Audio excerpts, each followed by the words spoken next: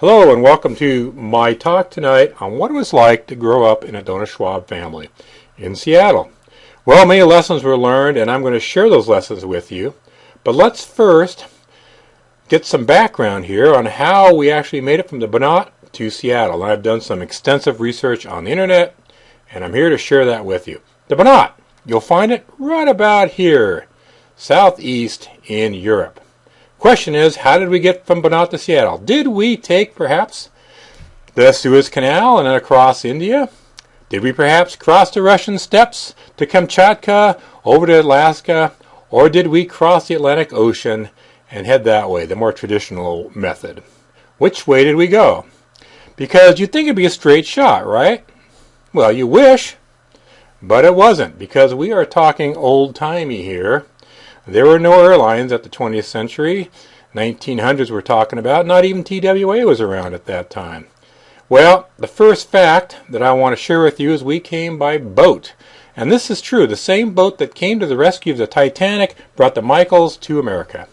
So lesson one in a Banat family household is when you go by boat and you are a simple dirt farmer, it pays to pick the right boat.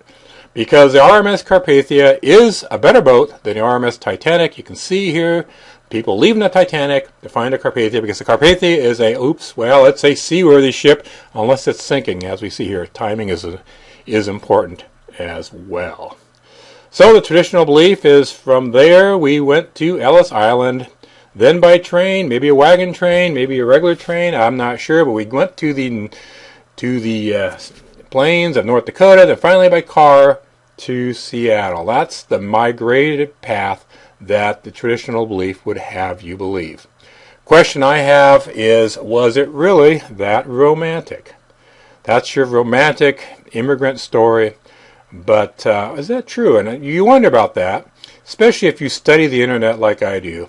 There are nagging questions, history nagging questions, as I ponder why we went and where we went. How did we actually get from point A to point B? And is it true? So here's what I think actually happened. And you historians can back me up or call me out on this. But thanks to the internet, I have surmised the following series of events. First, we crossed the great German plains to England. Yes. And most likely we went from there, not to Ellis Island, but to Boston. Boston Erie Canal to Cleveland, wagon or steam train to North Dakota, living in North Dakota for a while until we went by car to Seattle. And evidence suggests it was a Chevrolet. The internet tells us everything.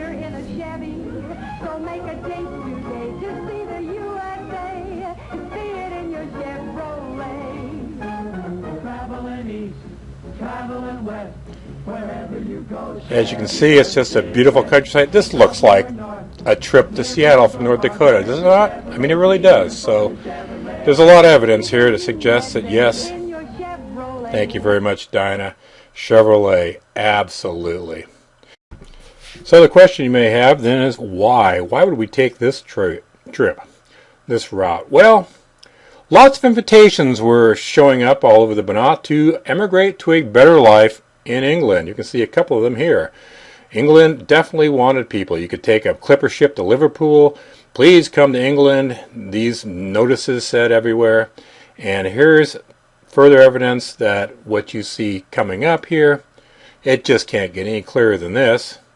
Come to Britain. Settle down, have fun, whatever. Come to Britain. So it's pretty obvious that we said our goodbyes, and here's John Dingle saying his goodbye to his mom and dad because the rush is on to a better life in England.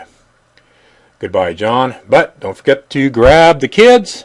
There's the wife and kiddies, and wagons ho, England or bust. And this is a wagon train, a Banat wagon train heading to England, to the Channel. Forensic evidence does suggest that this is indeed the German plane. I've studied this very extensively. And we all can pretty much concur this indeed is where they're going. Smooth sailing until, of course, and we all know what happens when you get to the Channel and cross it, you've got the big problems, and that is customs. And we all know how much difficulty is in customs. And what we found out is that they read it wrong. The invitation was to settle in New England. Blokes, you came to the wrong country. Joseph, you said you knew English. And this is John Dummkopf, says John Dingle to his friend Joseph. And John Dingle explains that, well, on the bright side, if we leave now, we'll arrive in time for the fall colors. So, lesson 2, we were always taught to read the fine print by our mother and father in a Banat household. So our 2 heroes decide they will go on to New England, but many hardships await on this arduous sea journey, because even though it is a seaworthy Carpathia, it's no Titanic, and you can't order oysters on the Carpathia. This isn't the Titanic. Have a bag of peanuts, and you're not getting a floor show either. Until finally, ahoy, Beantown! And they make it to Boston, where, problems at customs again. And it's Boston, so he says, sorry, laddies, you must read the fine print. This is an invitation to settle in New England, North Dakota. What's a North Dakota? Suburb of Boston, perhaps? No, I don't think so, young men. And how should I put this, boys? You ain't fond of trees, are ye? For sure, and you'll be a sod-bustin'. Problems at customs. And so our 2 heroes learned lesson 3. Always check the map, because North Dakota, New England, North Dakota is not a suburb of New England. So wagons ho to New England, North Dakota, or bust. Now forensic evidence suggests that it may indeed be the Great Plains here. Not the German plains. And here is our forensics evidence, and that's road signs leaving South Dakota and entering North Dakota. So indeed, this is more information that we have. Now, once they got to North Dakota, there was a new world to be tamed, and a brave lad was born to John and Kate Michels. We learn about this brave lad from John Michels' own memoirs, his Facebook page. And here we can see that it was a wide open prairie ruled by hostile Indians and a few dangerous outlaws. And these Banaters had to make a life and a civilization in the dangerous frontier.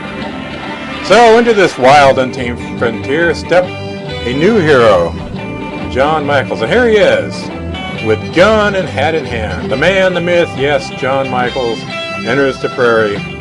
Bravely establishing a toehold, the Michels gang become a reality. And here he is with his little brother Jim and John, making the prairie safe for civilization. Here they are raising cattle, becoming cattle barons, making the frontier safe for commerce and civilization.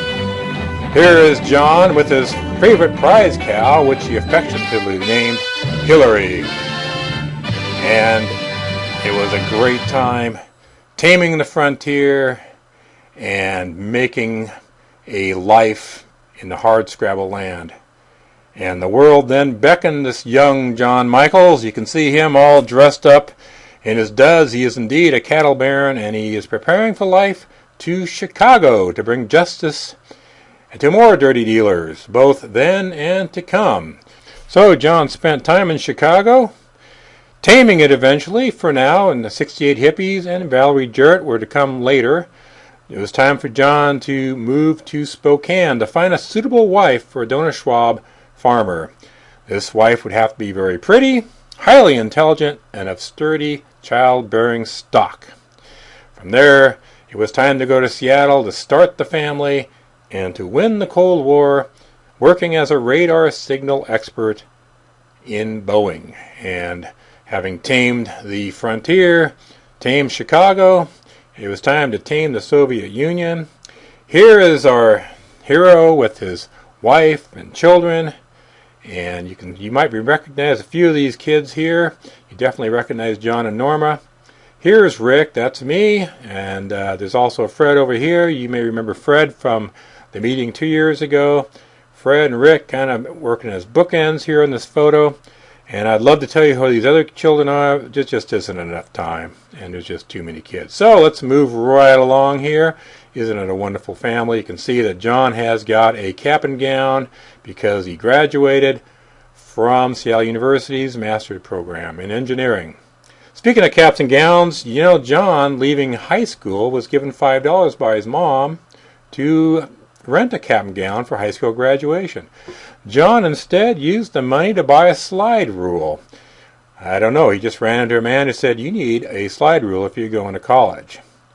And so John wanted to go to college, wanted to study and do well, so he agreed with the man, and looking ahead for his studies at Gonzaga University, John then traded the money for a slide rule, having to explain to his mom why he was going cap and gownless to his high school graduation.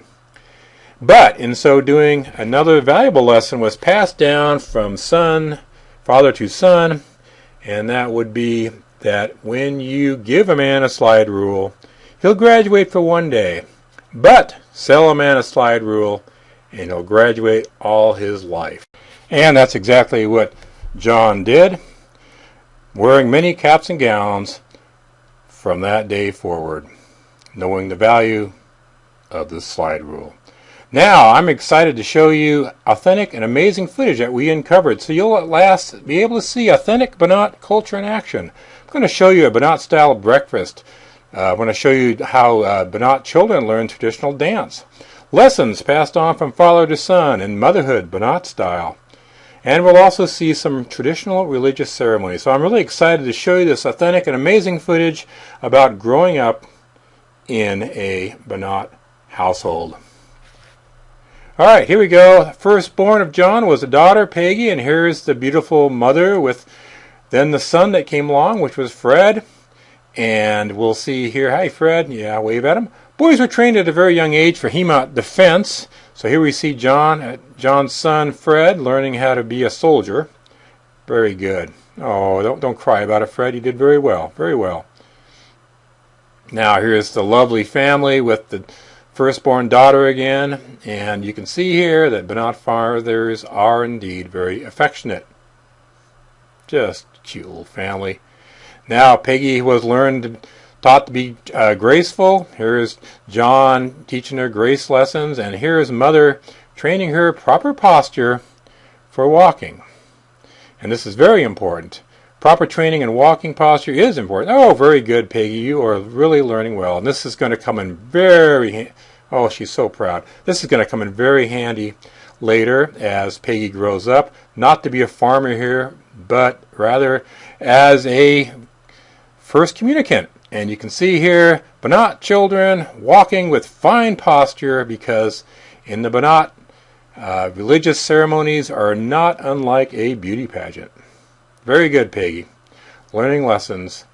And here's the family coming home. Here's Mom and Paul. Hi, Mom. Hi, Paul. And notice the 59 Chevrolet, like I said. More evidence we came by Chevrolet. Hi there. And she just adorable. A beautiful mother, beautiful child. Here we are having authentic Banat breakfast of grains and milk. And you can see that everyone's eating well with fine tablecloth, very fine table. They're showing that there is milk from a jar, very Banat kind of meal. And you can see everyone eating very well and very well dressed, because, again, the Banat tradition is to dress properly for breakfast. And yes, very lovely. Hi, Johnny. Yes, wave to the camera. And the lovely kids. And again, the very lovely Norma Michels. After breakfast, it's of course time to sit in the sitting room to discuss the studies for the day, conservative studies, culture and other things. Of course, well dressed as always. The Banat family. You can see authentic Banat furniture in the background, which they still have, by the way, as you can see. And here I am. I'm going to show you the Banat duck call. Now watch carefully. Here's the Banat duck call right about now. Quack, quack. Very good. Okay, here's the Michels family after their studies and discussion. Now it looks like they're just outside for simple play, but observe closer. There's a wave. Here's a curtsy. Things are going on here. Here's a little girl. She's hiding something. She moves backwards and to the back, and the boy comes forward. And we can see, here's Paul. What a cute little guy he is, of course. And we see strange traditional ornament worn by the girls. And there she is, removing it, swinging it around. The girls then come forward. The boys cross. And here come the girls forward. And now, oh, the boys. Time for the boys to come forward. Come on. Paul, let's get in. There we go. because we are practicing a traditional Banat folk dance. There we go. The boys come forward, and then there's a crossing action, perhaps a do-si-do. You can see here that there is much practice. There's something going on here, a traditional Banat. And here's some more dance. This is modern dance, because Banat families also learn to do modern dance. Now, and here we are, Peggy and her friend, learning to do the Charleston, modern dance. Why all this modern dance and traditional dance? Well, we're going to find out later. Right now, here is the lovely Banat mother with her child. You can see that Banat mothers are noted cuddlers and ticklers. There you go. Tickle little Paul. And isn't she beautiful? Just a beautiful bride and child. And watch her walk with wonderful posture to the front door. Meanwhile, young boys are taught by their fathers and encouraged to enjoy smoke. And here we are with John and Fred enjoying a smoke. Yeah, wave at the camera. Again, once again, the mother walking with posture as a good Banat woman would. Fathers and sons enjoying time together. Wave to the camera, Fred. And just a lovely, lovely family. Excellent. And here are some more children here walking forward. And we're going to now show you the next lesson, which is physical education and religious training going hand in hand in a Banat Catholic household. And you can see here nuns helping the children both with catechism and with Foursquare. Very nice. Good job, ladies. So John and Norma raised their family in Seattle, but his roots to New England, to the Banat, call him back. John returns to New England to help set the Curve and have it celebrated. Banat history comes alive through Dr. Michels' efforts.